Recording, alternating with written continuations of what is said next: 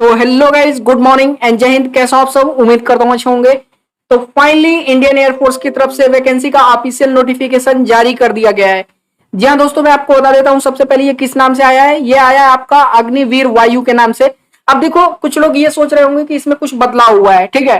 तो A to Z complete ये हम नोटिफिकेशन देखने वाले हैं कि क्या क्या इसमें डिटेल आपका मांगा गया है, ठीक है। क्योंकि फॉर्म भरने से पहले हर चीज की जानकारी आपको होनी चाहिए। एग्जाम कब होगा, फॉर्म कब से भरा जाएगा, कब तक भरा जाएगा, ठीक है। सारी चीजें मैं आपको बताने वाला हूँ। लेकिन एक चीज जो सबसे इंपॉर्टेंट है वो मैं आपको कंफर्म कर देता हूँ। कुछ लोग पूछ रहे थे कि सर सिलेबस बदलेगा क्या, ठीक है, क्या सिलेबस चेंज होगा। तो मैं आपको बता देता हूँ सिलेबस बिल्कुल भी चेंज नहीं होने वाला है। जो एयरफोर्स XY ग्रुप में जो सिलेबस चलता था, समझ लो वही वैकेंसी है, बस ये नाम बदल दिया गया है, ठीक है। अग्निवीर के नाम से लिया जा रहा है लेकिन वैकेंसी वही है। एक्स ग्रुप वाला जो ट्रेड है वो एक्स का रहेगा, वाई वाले जो जैसे मान लो जो साइंस साइड से रहेगा वो साइंस साइड में जाएगा, और जो आर्ट्स वाले रहेंगे बाकी वो आर्ट्स में जाएंगे, ठीक है। तो कंप्लीट डिटेल हम लोग जानेंगे। बाकी सिलेबस वही रहेगा, फिजिकल वगैरह मेडिकल वगैरह के सारे प्रोसेस वही रहेंगे, कुछ भी चेंज नहीं हुआ है, ठीक है। तो चलिए इसको मैं जूम करता हूं और सारी चीजें मैं आपको बताना शुरू करता हूं। चलो सबसे पहले एक चीज देख लो, फॉर्म कब से शुरू हो रहा है ये चीज डिटेल में देखेंगे, ठीक है। देखो, फॉर्म आपका शुरू हो रहा है कब से? 24 जून से, ध्यान दीजिएगा, और 5 जुलाई तक, ठीक है। रजिस्ट्रेशन कब से कब तक होगा? 24 जुलाई से, सॉरी 24 जून से 5 जुलाई तक। और आपका जो एग्जाम डेट है, जैसा कि मैंने आपको बताया था कि लास्ट वीक ऑफ जुलाई, ठीक है, जुलाई के लास्ट में आपका एग्जाम होगा। तो 24 जुलाई के बाद यानी एक महीने के अंदर आपका एग्जाम होगा, ठीक है। और ये देखो इंटेक किसने, इंटेक याद रखना, क्योंकि अब तो हर 6 महीने पे आपकी वैकेंसी आएगी। तो इंटेक याद रखो, अग्निवीर वायु इंटेक 1 2022 के नाम से ये इंटेक आपका आया हुआ है, ठीक है। चलो शुरू करते हैं, मैं इसको जूम करता हूं और बाकी हम लोग जो है बढ़ते हैं अपने सारे डिटेल्स की तरफ, देखना शुरू करते हैं। चलो आ जाओ, 1 मिनट रुक जाओ। यहां से देखते हुए चलेगा क्या दिया गया है। इंपॉर्टेंट नोटिफिकेशंस टू कैंडिडेट क्या दिया है? Application will be filled online होगा, सब कुछ सारी चीजें जैसे एयरफोर्स XY ग्रुप का होता था। Examination is valid for Agniveer वायु इंटेक 2022 के लिए आपका एग्जामिनेशन होने वाला है, वैलिड होगा ये। Online registration cell be committed date कब से शुरू होगा? सुबह 10 बजे से शुरू होगा 24 जून को, शाम 5 बजे तक, 5 जुलाई को, ठीक है। चलो नीचे आ जाओ। बाकी अब देख लेना, जो लोग पूछ रहे थे कि सर 10th पास के लिए भी एयरफोर्स में वैकेंसी है क्या? नहीं दोस्त, ये सिर्फ 12th पास वालों के लिए है। लेकिन इसमें भी क्या आपका जो है एजुकेशन क्वालिफिकेशन मांगा गया है, एलिजिबिलिटी वगैरह क्या दी गई है, ये सारी चीजें देख लेना। देखो, following document are to be uploaded, क्या क्या अपलोड करना होगा आपको? 10वीं का मार्कशीट, आपका पावर पासिंग सर्टिफिकेट, ठीक है, या तो पासिंग सर्टिफिकेट आपका लगेगा और मार्कशीट लगेगा 10+2 का, ठीक है। पासिंग सर्टिफिकेट आपका जरूरी है 10th का। अगर पासिंग सर्टिफिकेट नहीं है तो मार्कशीट लगा दोगे तो भी चलेगा दोस्त, ठीक है। या फिर यदि आप डिप्लोमा कर रहे हो, इंजीनियरिंग डिप्लोमा फाइनल ईयर की मार्कशीट आपको लगानी होगी, 3 साल की डिप्लोमा होगी तो भी आप अप्लाई कर सकते हो।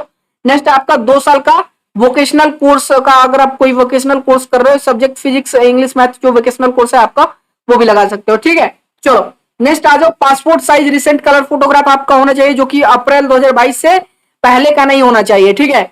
साइज आपका, ये सारी चीजें देख लो, जब फॉर्म भरा जाएगा वो तो मैं आपको वीडियो बना के बता दूंगा कंप्लीट में, ठीक है। और देखो किस तरह का फोटो देख लेना, किस तरह का होना चाहिए। फोटोग्राफ पे आपका क्या, चेस्ट पे एक स्लेट रखना है, और स्लेट पे जो है चाक से आपका नाम जो है, नाम और क्या लिखना है देख लो। नेम और डेट ऑफ फोटोग्राफ किस डेट में लिया गया है वो कैपिटल लेटर्स में आपका नाम रहेगा, ठीक है। और जो है ब्लॉक लेटर्स में वही देखो, चाक से जो आपका कैपिटल लेटर्स में आपका नाम रहेगा, और जिस डेट में फोटो लिया गया उस डेट का जो है वो डेट रहेगा, मेंशन रहेगा। Candidate left hand thumb impression आपका वो तो लगेगा ही फॉर्म वगैरह में। कैंडिडेट सिग्नेचर भी लगेगा और पेरेंट सिग्नेचर लगेगा, अगर 18 साल उम्र नहीं है। 17.5 साल मांगा गया है ना। चलो 17.5 साल से 23 साल आपका डेट ऑफ, देखो डेट ऑफ बर्थ भी मैं आपको बता देता हूँ। 17.5 या 17.6 से लेकर के 23 ईयर्स तक आपका रहने वाला है, ठीक है। चलो नीचे थोड़ा आ जाओ, बाकी चीजें मैं आपको डेट ऑफ बर्थ वाला अभी मैं क्लियर कर दूंगा, वो सेक्शन अभी दिखा नहीं है, ठीक है। जैसे ही दिखता है मैं आपको वो चीज भी, आप देखो यहाँ पे कुछ लोग कह रहे थे कि सर मेरिट बेसिस पे होगा, नहीं मेरिट बेसिस पे नहीं होगा, एग्जाम देने का मौका सबको मिलेगा। यहाँ पे आप देख सकते हो एग्जामिनेशन फीस आपका 250 रुपए दिया गया है, ठीक है। बाकी चीजें देखो, ज्वाइनिंग 6 महीने के अंदर अंदर आपकी ज्वाइनिंग हो जाएगी, ठीक है। तो कोविड-19 का इंस्ट्रक्शंस वगैरह भी दिया गया है कि अगर कोई कोविड-19 से जूझ रहा है तो वो उनके लिए अलग से गाइडलाइंस वगैरह है, तो पढ़ लेना लेकर के। नोटिफिकेशन ऑलरेडी मैंने जो है टेलीग्राम पे डाल दिया है, वीडियो के डिस्क्रिप्शन आपको टेलीग्राम चैनल का लिंक मिल जाएगा, उससे जुड़ जाओ। जो भी नोटिफिकेशन वगैरह आते हैं सबका वीडियो और जो है डिटेल वगैरह सब कुछ वहां पे मैं शेयर कर देता हूँ, ठीक है। और बाकी देख लो, which are may not be choice candidate president CAB CSB reserve the right to allot examination centre जो है फेज 1 का, वो अपने अलॉट कर सकती है, कैंसिल कर सकती है, ये सारी चीजें तो बाद की बात है। एलिजिबिलिटी क्राइटेरिया देखो, डेट ऑफ बर्थ जो मैं कह रहा था अभी मुझे दिखा नहीं है, मैं आपको दिखा देता हूँ। देखो क्या दिया गया है, 29 दिसंबर 1999 से लेकर के 29 जून 2005 के बीच में जिनका भी डेट ऑफ बर्थ है वो इस बार फॉर्म डाल पाएंगे, ठीक है। इसी बार सिर्फ 23 साल किया है, अगली बार से जो है देखो मतलब इस साल किया है, मतलब इस अभी जो 6 महीने वाली वैकेंसी अगली भी जो आएगी, अभी जो दिसंबर में वैकेंसी आएगी उसमें भी शायद आपको 23 साल का जो है एज वो ही मिलेगा, ठीक है, 23 साल तक का ही मिलेगा। देखो क्या होता है, लेकिन फिलहाल अभी 23 साल है, वो बाद में 21 साल हो जाएगा, 1 साल के लिए सिर्फ ये छूट दिया गया है। तो डेट ऑफ बर्थ आपने देख लिया 29 दिसंबर 1999 से 29 जून 2005 के बीच में। In case candidate clear all stage अगर आप क्लियर कर लेते हो तो आपका अपर एज लिमिट जो है एनरोलमेंट का 23 साल से 23 साल से ज्यादा नहीं होना चाहिए, ठीक है। एजुकेशनल क्वालिफिकेशन अगर बात कर लें, साइंस सब्जेक्ट आपका candidate should have passed intermediate 10+2 equivalent with, ये सबसे इंपॉर्टेंट है, ये वाली चीजें देख लेना। मैं सारी चीजें आपको बताऊंगा नहीं क्योंकि बाकी चीजें आपको तो पता है ही, ठीक है, सारी चीजें आपको तो पता है। देखो इसमें क्या क्या मिलेगा, कैसे क्या पेंशन वगैरह मिलेगा, ये सारी चीजें मैंने बहुत पहले ही बता दी है जब इस स्कीम को लॉन्च किया गया था। बस ये बता देता हूँ, एजुकेशन क्वालिफिकेशन बता देता हूँ, मैंने डेट बता दिया, फॉर्म कब से भरे जाएंगे, बाकी एग्जाम के सिलेबस वगैरह सारी चीजें वही हैं, कुछ भी नहीं बदली हैं, ठीक है। बस ये समझ लो ट्रेड है आपका। देखो क्वालिफिकेशन देखो, साइंस स्टूडेंट के लिए क्या क्या चाहिए, candidate should have passed intermediate pass होना चाहिए, ठीक है, जिसमें उसका इक्विवेलेंट एग्जामिनेशन में मैथ होना चाहिए, फिजिक्स होना चाहिए और इंग्लिश, ठीक है। और दूसरी चीज ये देख लो, बोर्ड लिस्टेड और CBSE member with minimum 50% marks, aggregate में 50% मार्क्स आपका इंग्लिश में कम से कम होना चाहिए, ठीक है। देख लो मिनिमम 50% मार्क्स तो आपका उसमें होना चाहिए, ग्रेजुएट मतलब 10+2 में होना चाहिए, और इंग्लिश में भी आपका कम से कम 50% मार्क्स होना जरूरी है।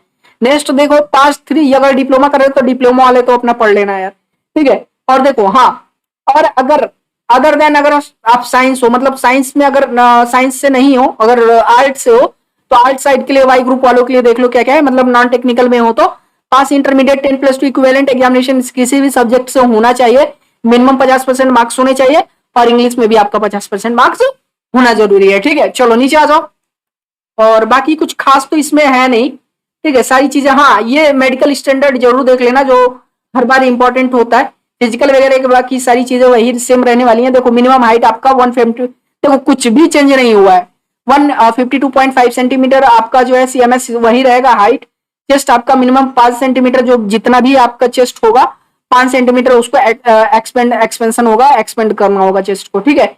वेट आपका, हाइट एंड वेट का रेशियो आपको सारी चीजें पता है, एक बार फिर से वीडियो कर दूंगा क्या दिक्कत है, ठीक है। कॉर्नियल सर्जरी नहीं चलेगी, एक्सेप्टेबल नहीं है, अगर जैसे मान लो कॉर्निया की आपने सर्जरी कराई है आंख की वो एक्सेप्टेबल नहीं है, बाकी सारी चीजें आप देख लेना। और सुनने उनने को लेकर के नॉर्मल हियरिंग होनी चाहिए, ठीक है, और 6 मीटर तक की आसानी से हियर हो। डेंटल में आपके दांत वगैरह के टोटल 14 डेंटल जो है पॉइंट्स होने चाहिए, ठीक है, गम्स वगैरह मसूड़े वगैरह सही होने चाहिए। जनरल हेल्थ आपका अपेंडिक्स वगैरह, जैसे मान लो अपेंडिक्स मतलब क्या हुआ भाई, बवासीर वगैरह नहीं होनी चाहिए, ठीक है। बाकी सारी चीजें नीचे आ जाओ, आपको बवासीर वगैरह नहीं होनी चाहिए।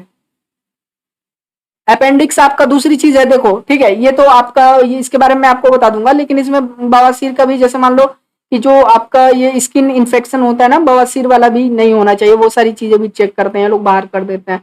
कोई सर्जिकल वगैरह भी, ये सारी चीजें मैं मेडिकल वाला मैं बाद में बता दूंगा आपको। और दूसरी चीज फेज 2 आ गया, ये फेज 2 में खैर आपको कुछ विशेष बताना है नहीं, ठीक है। थोड़ा ऊपर आ जाओ, देख लो कुछ यहाँ पर भी कुछ टर्म्स एंड कंडीशंस तो नहीं, कुछ खास नहीं है। हाँ ये थोड़ा अगर आप बॉडी पे टैटू वगैरह बनवा रखे हो तो ये देख लेना, बॉडी टैटू और सिख कैंडिडेट के लिए, जैसे मान लो कि फेस पे, चेहरे पे बाल रखने के लिए, बाल लंबे रखने के लिए, दाढ़ी लंबी रखने के लिए, ठीक है। तो जो स्पेशल जिनका धर्म अलाउ करता है, रिलीजन अलाउ करता है, तो उनके लिए होगा ये। बाकी टैटू वगैरह के लिए देखो कुछ भी ऐसा टैटू इनर पार्ट में अगर है आपके, ठीक है, बॉडी के इनर पार्ट्स पे है तो वो चलेगा, लेकिन सामने से नहीं दिखना चाहिए, ठीक है। जैसे मान लो कि कोहनी के नीचे है या कलाई के पीछे है तो वो सारी चीजें चलेंगी, ठीक है, रिवर्स में चलेंगी, लेकिन सामने नहीं होनी चाहिए। बाकी कुछ भी नया नहीं है इसमें, ठीक है। अगर कोई हल्ला गुल्ला करके कहे कि ये नया है, ये है, वैसे कुछ भी नया है, नया नहीं है। अगर आप एयरफोर्स का एग्जाम दिए हो तो सारी चीज, सारी प्रोसेस आपके वही होने वाले हैं, एग्जाम भी बिल्कुल उसी प्रोसेस से होगा, सिलेक्शन भी उसी प्रोसेस से होगा। बस ये है कि एयरमैन की जगह जो है आपको नाम बदल के आपका रख दिया गया है अग्निवीर, ठीक है, अग्निवीर वायु।